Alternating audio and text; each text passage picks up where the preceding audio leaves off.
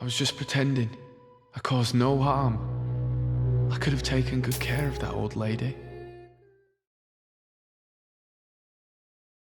Welcome home, my boy. I knew you'd come back to me soon. How are you? Don't you remember me, Miss Gillingham? I'm Dr. Tippets. Oh, stop your jests, boy. Dr. Tippets left the docks months ago. I heard he got a job at a fine hospital not too far from here. Do you recall a Martin? Martin Nightingale. Who? Martin Nightingale. He used to come here and talk to you. Is that the name of that orphan boy with the rat? He passes by my window ever so often. I don't recall ever talking to him, though. Listen to me, Enid.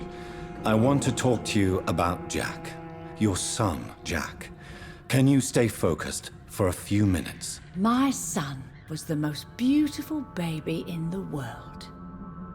When he was a boy, I told him the story of the 4 giants and the moon falling from the sky every night. Your son wrote this letter. Would you like me to read it to you? A letter? Really? Such formality. Just speak your mind, dear boy. You can always tell me anything. Dear Mother, whatever happens to me, always remember that your son loves you. I know you did not always approve of the way I chose to live my life. No, it's not that. It's just, I know you want to make the world a better place. But I'm afraid it won't give you the chance. I recently made a terrible decision. I decided to strike back against the tyranny of the few. I know that they will retaliate, but I'm ready for whatever comes. It's okay, Jack. You're safe. Mummy is here, and she won't let anything hurt you. Thank you for the letter, my son.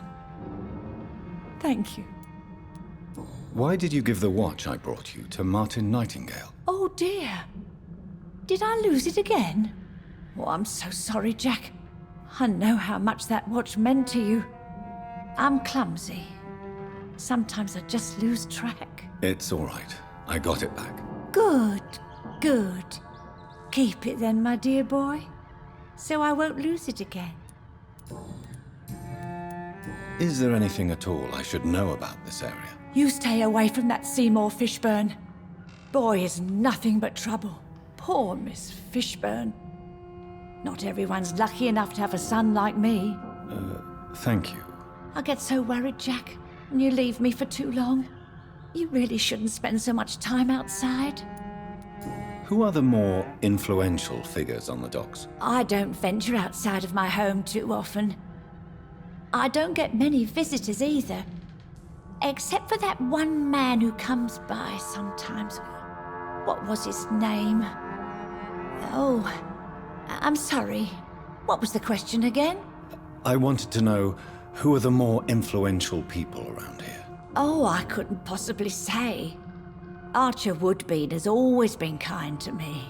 He even invited me to the seasonal ball, you know. Your father forbade me to go. Oh, your poor father.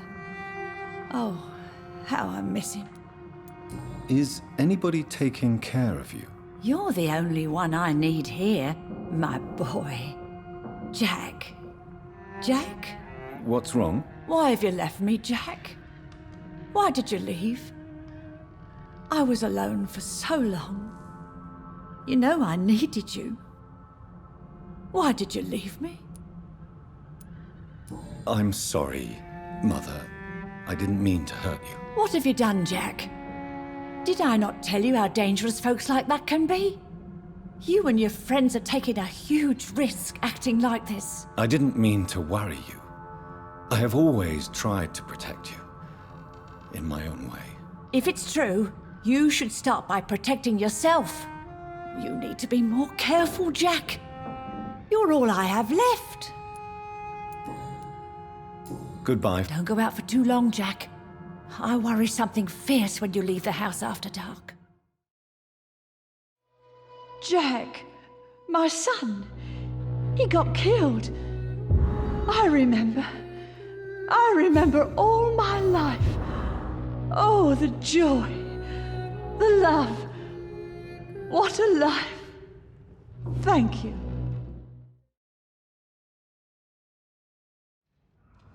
Good evening, young man. I was trying to sleep, sir. Leave me alone. Is this your house? Yes, it is. Now leave me alone. You will open this door at once. Do I make myself clear? Perfectly clear. Please, come on in. Tell me, Mr. Nightingale, what are you doing here, exactly? Why so suspicious? This is my home. I live here now. You don't say. How convenient. Miss Gillingham has generously bequeathed her home to me. There's nothing strange about it. It's time to confess, Martin. You've exploited Miss Gillingham's weakness to your own advantage, have you not? All I've done is smile at her and be kind to her. I've done no other harm than giving her what she needed. This is no crime. Lying and cheating are not qualities that one expects of a mature adult, my boy. Christ, you sound like me old man. Grow up, stand straight. I'll live my life how I want, thanks. So, how has life been since you became a homeowner? Not bad. Not bad at all. I avoided joining the wet boot boys and I don't have to sell crappy things anymore. But what are you going to do next? You cannot want to spend the rest of your life hidden here. I'll try to find some work. Decent work. Well paid. I'm a resourceful fella, you know. I don't like depending on anyone else. You have no right being in this building, sir. You could land yourself in serious trouble just by being here. Hey! I'm not the one who killed her. I've done nothing wrong. Except for the fact that you're conning a delusional old woman out of her house. You know full well she mistakes you for her son. Perhaps, but shouldn't I stay here and protect the house? You know, from looters. I figured staying here and keeping watch is best.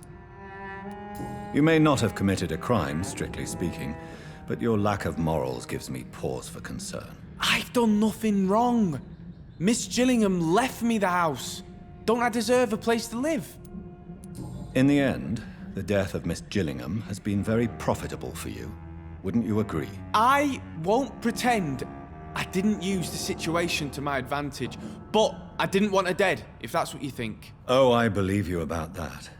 But the question remains, what did you do with the body? You had to hide it somewhere.